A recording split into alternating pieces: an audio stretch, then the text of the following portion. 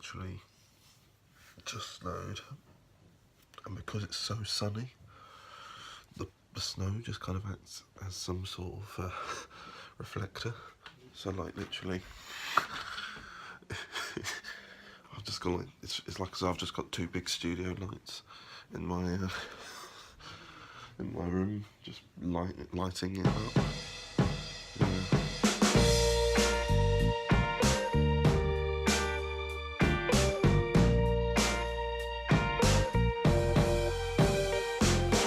Hello everyone and welcome to March. Now I'm just going to let you know what's going on this month. This month I'm planning on finishing filming on Against Time, which is Nicholas Miles's new film, and then we're going to get into post-production with that. Post-production with Shimmer Volume 1 is going straight ahead. It's obviously difficult to communicate when two people are working on it, and only those two people, and it just gets very, very quick.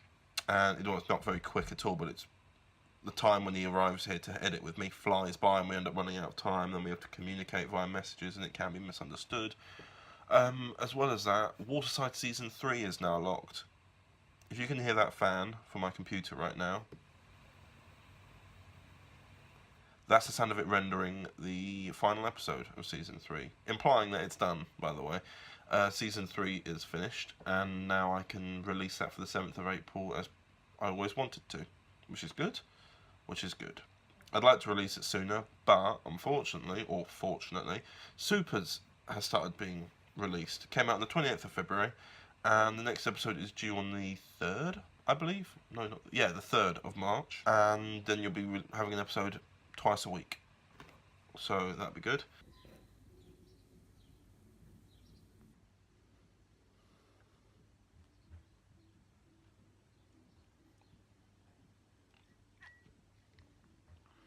Right, I've got to keep this under 3 minutes because my phone keeps getting full of storage. So I've got to quickly do this. So basically I can't go out today because it's still bloody snowing, and I was going to meet up with Chris Marsh to talk about other projects to come up and like other roles I've got in mind for him, but I couldn't do that. So instead I've just kept myself quite busy working on Shimmer stuff, and Shimmer is still aiming quite fast for the 3rd of May. However, we do have two promos coming out this... well, today. We have two promos coming out today, then the concept trailer, which is the 90-second trailer, coming out tomorrow. We're still aiming for the 3rd of May, however, in those trailers it still says Spring 2018, so therefore we're still a bit loose with it, but I don't want to go over into June, because June is the summer, and then technically it's not spring, and then we're late, and I don't like being late for things, hence why sometimes the monthly vlog I have to cut off short. As well as that, 2 Doctor Who audios are now done, not released, which is still bloody surreal to me, because usually I only make Doctor Who audios every 3 to 5 months. Meanwhile, I've got 2 done. One's not edited, one is edited, waiting on cover art. And I've got to release that, but then I'm also working on the next one. So that'll be nearly 3. And then this cover art guy, he's going to have so much. I've got 2 new projects under my belt now. Shimmer spin-off. We're already working on expanding that universe, which I've always said, Shimmer is a kind of a part of a bigger universe of multiple characters, and it's something that Steve's always done as well. He's always set, whenever he's done previous series in the past, they've always had multiple characters in them, and he's actually made it work in which Shimmer can also exist in that universe. But nonetheless, this new series is going to be a concept pilot, which means basically we're not committing to a series. We're going to do like a one-off special thing, just looking into this character's background whilst within the context of Shimmer. I'm working on a new project with Christopher Thompson and Nicholas Miles. It's a series. We're hopefully going to shoot it in the summer, and I'm very bloody excited about it. I can't talk about it because it's still very early days and Chris is still working on the concept for it, but it is a sequel series to something else I worked on very, very recently. And it will be good because Chris Thompson is in it, and so is Nicholas Miles, and I'm helping out too, not trying to be vain. Anyway, I've got 10 seconds to go, so I'm going to go now. Those are all the monthly vlog stuff, all the updates. If I forget anything, you'll see me in a minute. You're probably thinking, oh great, he's going to go ahead and talk again for a long, long while. No, I've talked about everything I need to talk about. I've moved some of my room around. I've got bookshelves there, and I've got the posters now, and that's quite nice. So I'd have a little change around. I felt as though last year I had dropped the ball with watching films. I went to the cinema to watch a film 3 times, and I felt as though, and that was just for Trainspotting 2 in January, Guardians of the Galaxy 2 in May, and then Star Wars in December, and it didn't feel like I was really looking at film that much. I was just more concentrating on the making of Waterside and stuff, which, side note, I went into London recently to meet up with Chris Marsh because we are talking about Nathaniel Joe, because we are making a 4th season of Waterside. I've made the clip tons of times of me talking about the fact making a 4th series, and I've rambled for way too long, so I'm just going to leave it at that we are making a 4th season. Tomorrow I'm meeting up with Steve to continue the editing days. We're hoping to make more progress. I'll probably mention what progress there was made later. As well as that, today I did a bit more filming for Against Time, and we wrapped. So that's another film done. That's going to be uploaded somewhere, we're not sure where. And where else? Also, here are the behind the scenes for it.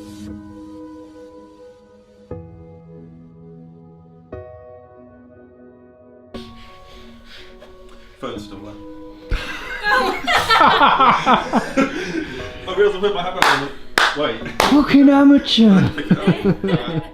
Right. Yeah. There's so many times I can decline the hand.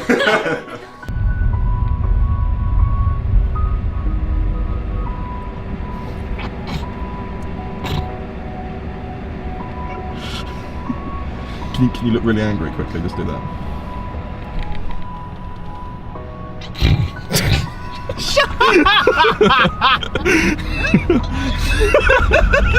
Should we go around again? No, we'll carry on.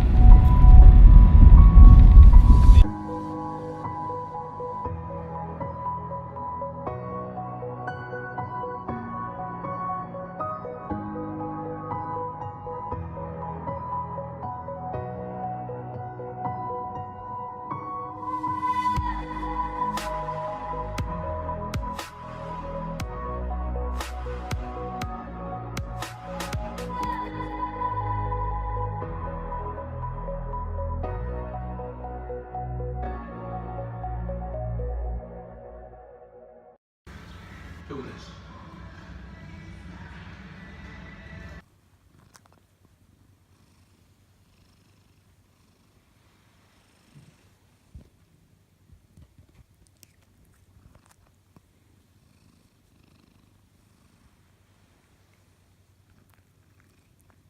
So, something I haven't mentioned yet because it wasn't actually recorded, but I'm doing I'm playing a character in an audio drama. It's another Doctor Who audio drama, but it's not mine, so it's alright. A mate of mine called Jonathan Neville is making a Doctor Who audio drama. I'm playing the character of Robert. That'll be coming out soon, and yeah, I've also got Dan's in it. Dan Lewis House is also in it, which is good. I just thought I'd mention it, and it'll probably be in the link down below anyway. So I've been trying to make an effort to watch more films because I feel as though I haven't watched any. In fact, 3 times last year when I went to the cinema, so not a lot. And so I decided to try and watch a film per night. And last night I watched Thor Ragnarok, and tonight I watched Spider-Man Homecoming. And because they're both Marvel films, I thought I'd review them together as kind of like a sub-review, or like a multi-review actually, type thing. Because tomorrow I'm probably going to be watching The Revenant or something and moving away from Marvel for a little bit. I preferred Spider-Man over Thor.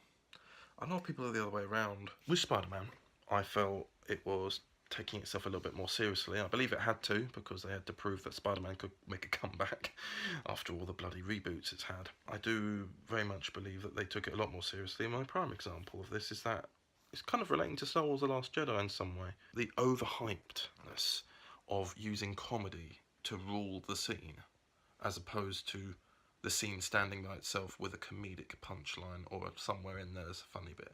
So for example, The Last Jedi, you know, you got Rey sitting cross-legged, she closes her eyes and feels the Force, and she's like, oh, I can feel it, and Luke's like, can you? Turns out it's actually a plant that he's putting on her fingers, making it think it's the Force, and she's like, oh, and it's like, it's not funny. Like, what was that for? With Thor, they allowed the comedy, I believe, to rule a lot of what was being said, and the only time there was really not any comedy was with Hela, and she was the villain, which I think was right because she's the bloody villain. Whenever it was Thor, it was like as soon as he had his hair cut off, or maybe as soon as he had arrived on Sakaar, his intelligence was left somewhere out there in the Rainbow Bridge or something like that, because, like, I was gonna say as soon as his hair was cut off, but he was still making silly jokes afterwards, and I just felt like nothing he was doing was being taken seriously by him. Like, he was always making jokes and going, "Oh, we're part of the Revengers," and whilst I was entertained by everything else, whenever the comedy was just too much. Spider-Man is the best comparison for that, because there's this part where Spider-Man is trapped under rubble, and he's saying, "Okay, help me," and he looks at himself in the mirror and remembers something that Tony Stark had said to him about being better, and he says, "No, I am Spider-Man. I am going to do this myself." And he actually gets himself out, and you go to this wide shot of him holding the rubble up as he's getting himself free. And because it's Marvel, I expected something like comedic to happen to him, such as something falling on him or something like that. I just expected that. And it didn't. And I was pleasantly surprised, because Marvel have just been oversaturating the comedy recently. And especially with Thor Ragnarok is the prime example of that. I'm going to be seeing Black Panther in a bit. I'm worried that that's going to be oversaturated comedy again. But from what I've seen, it looks like it's going to be subtle comedy and, like, not in your face. Hey, laugh at this. Comedy that's needed, or if not, builds a character better. Thor, we know, they did a good job at making him relatable. They made, like, you know, they took away his hammer, took away his powers, and just made him a man who probably could withstand more damage than any human, because he's Asgardian, but at least he was a man, and he was defeated easily as a person would be, a human would be, and as a result you got to know more about him, and he got to, and it just made him more relatable. And it was a good thing they did that, because Thor: The Dark World did not do a good job at that. I feel as though Spider-Man was taken a bit more seriously. In fact, whilst there was a lot of comedy in it, there was a character purposely made. In fact, two characters purposely made for the purpose of delivering comedy. That was Michelle. She was there, and she was kind of like the wacky, kind of hipster, self-aware, or woke, as they call it, character. Meanwhile, you had Ned, who was the eccentric guy in the chair, and he was there purposely for helping Spider-Man, but he also was the person delivering most of the comedy in the film. You could also argue as well that Thor was the character delivering the comedy, but I feel as though if your main character is delivering all of the comedic lines, I mean, there were bits where Valkyrie would say something funny, and Hulk and Bruce Banner would say something funny as well, but it was mostly Thor going, no, I prefer you, and like Taika Waititi was saying, the whole purpose of Thor Ragnarok was that it was supposed to be a funny film that you'd have fun with. Like, I watched an interview with him where he was saying that he left Batman vs Superman feeling very depressed, and felt like superheroes should go back to being a bit camp, and I agree in that sense. And I think if that was what he was trying to achieve, yes, I completely agree that he achieved that, and I think it was not suited for this in a way. I don't think, it doesn't feel like it slots into the Marvel universe properly, because it's like, I think he didn't separate the comedy out. It was just like properly. It just felt like every moment was a joke. The Grandmaster was a walking joke.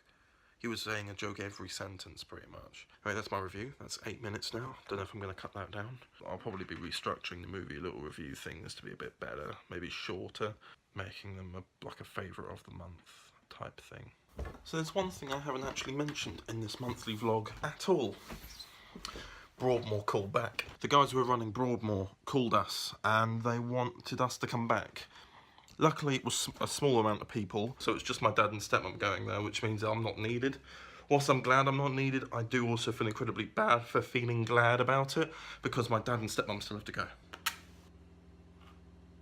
Anyway, I've written the 7th story, the 7th Doctor Who audio story, and time has flown by considering I made the first one, or wrote it back in October 2016, and we're now approaching 2 years, and it's flown by. But basically, as a result, I'm planning to write up the 8th story soon, but naturally, as I'm trying to make a tangent between... Was that better? Yeah. But actually, I'm trying to, as you know, I'm trying to make a connections from what the hell I'm talking about. So season 3 is going to be finished on the 12th of May, which means probably the 7th story that I've just written won't be out until after the 7th of May. Where's the... Supers, on the other hand, I'm planning on doing another audio story of that. It would still be 8 episodes, but have less cast, because there were so many people in it that you just kind of lose track, because there are some people who went in it for like 2 to 3 episodes, and you're like, why? Also, season 4 writing is going well. We still plan to start filming that at the beginning of May as well, which is why it's also probably good to get episodes 7 and 8 written, so I can get them starting to record, so they'll be there and recorded by the right time.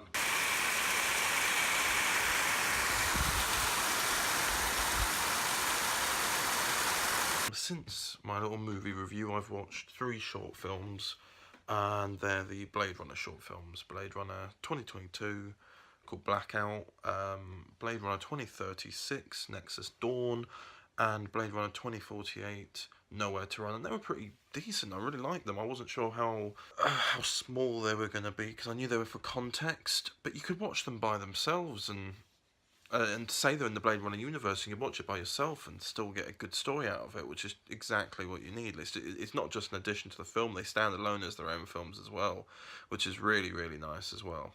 So I really like it for that. Overall though, in terms of this episodic month, it is over now. So over the next couple of days I'm doing a lot of Shimmer work. We've not really done a lot this month, as much as I'd like to have done.